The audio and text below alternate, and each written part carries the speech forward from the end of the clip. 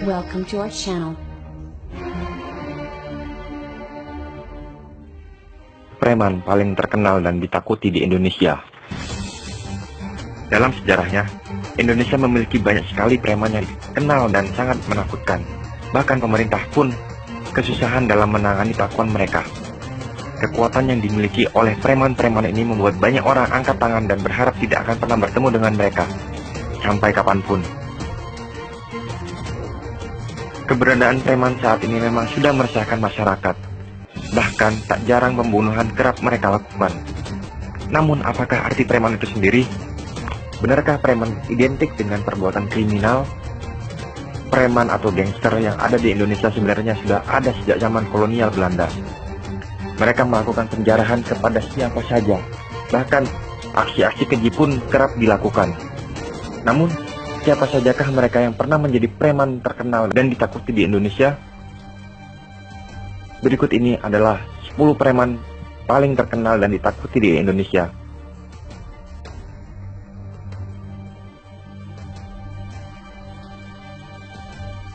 Salaola Panggabean, The Real Medan Godfather. Ol Panggabean lahir di Tarururung, Kabupaten Tapanuli Utara, Sumatera Utara, 24 Mei 1941. Nama lengkapnya adalah Cahala Olowan Panggabean, tapi lebih suka dipanggil Olo, yang dalam bahasa Tapanuli artinya iya atau oke. Pada masa hidupnya, untuk menemui atau hanya melihat sosok ketua itu bukanlah perkara gampang. Hanya orang-orang tertentu yang tahu keberadaannya di suatu tempat. Itu pun dengan pengawalan berlapis-lapis yang selalu mengitari kemanapun dia pergi.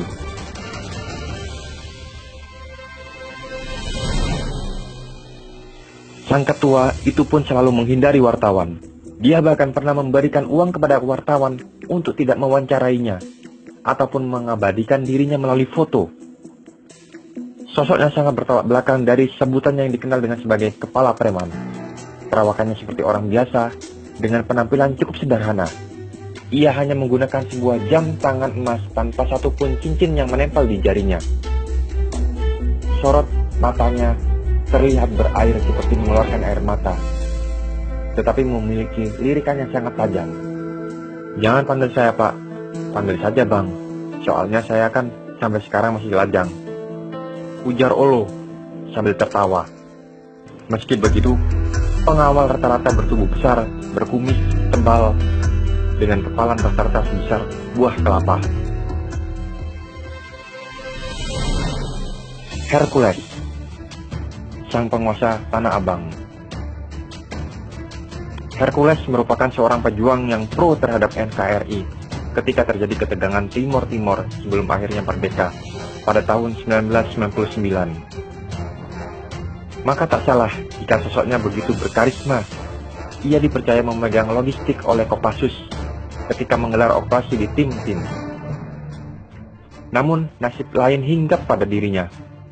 Musibah yang dialaminya di Tim-Tim kala itu memaksa dirinya menjalani perawatan intensif di RSPAD Jakarta.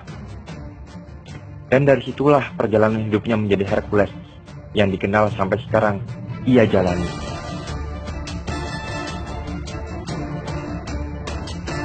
John Refrake, Big Boss asal Maluku.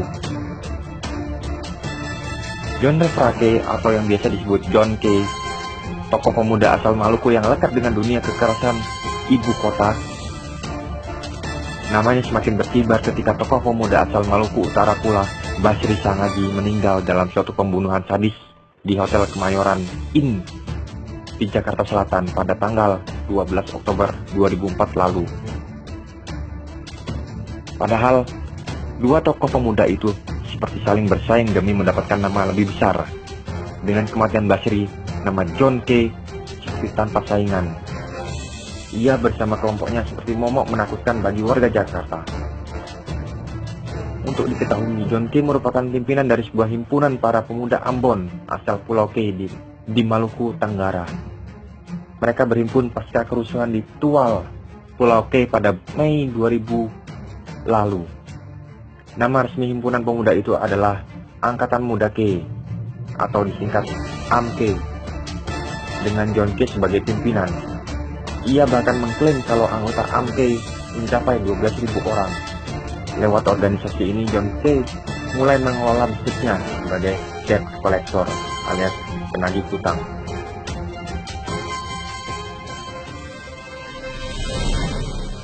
Kusmi Kadut, si penjahat legendaris. Kusmi Kadut adalah preman sekaligus penjahat dan perampok kelas kakap yang pernah ada di Indonesia. Bahkan ia dibilang ia adalah preman yang paling legendaris karena banyak sekali melakukan aksi mengerikan.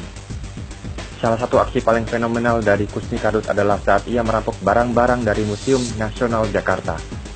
Ia membawa lari 11 permata berharga dengan menyamar sebagai polisi.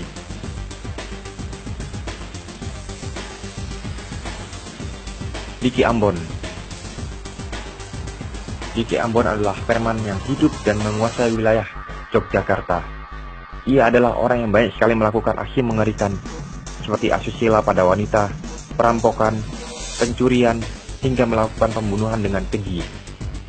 Kasus yang paling besar yang pernah dilakukan oleh Diki Ambon adalah pengeroyokan terhadap seorang prajurit TNI. Akibat hal ini, Diki Ambon dan 3 orang temannya ditangkap. Slamet Gundul. Slamet Gundul adalah salah satu preman paling dicari oleh Polri tahun 1989. Bahkan Direktur Reses Mabes Polri Kusparmono Irsan mengisyaratkan untuk menangkap Slamet Gundul hidup ataupun mati. Kekesalan ini adalah buntut dari aksi keji yang dilakukan oleh Slamet Gundul dengan para komposannya. Mereka suka sekali merampok nasabah bank yang baru saja mengambil uang.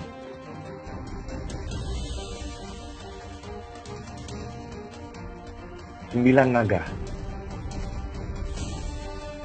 Jaringan Sembilan Naga menembus berbagai daerah di Indonesia.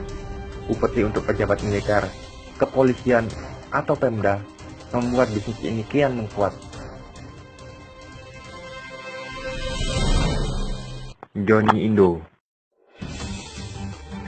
Johnny Indo adalah seorang pria dengan tubuh jangkung, dengan kulit sangat bersih, dengan tampang yang sama sekali tidak ada preman-premannya. Johnny justru menjadi orang mengerikan. Ia banyak sekali melakukan aksi perampokan, terutama toko-toko emas yang ada di daerah Jakarta Pusat. Dalam perampokannya, ia juga kerap membawa banyak sekali pistol, hingga tak banyak orang yang mampu melawannya.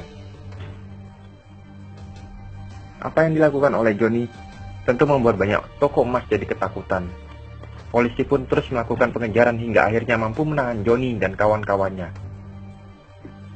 Meski ia seorang preman dan juga perampok, banyak sekali barang hasil curiannya yang diberikan kepada orang miskin.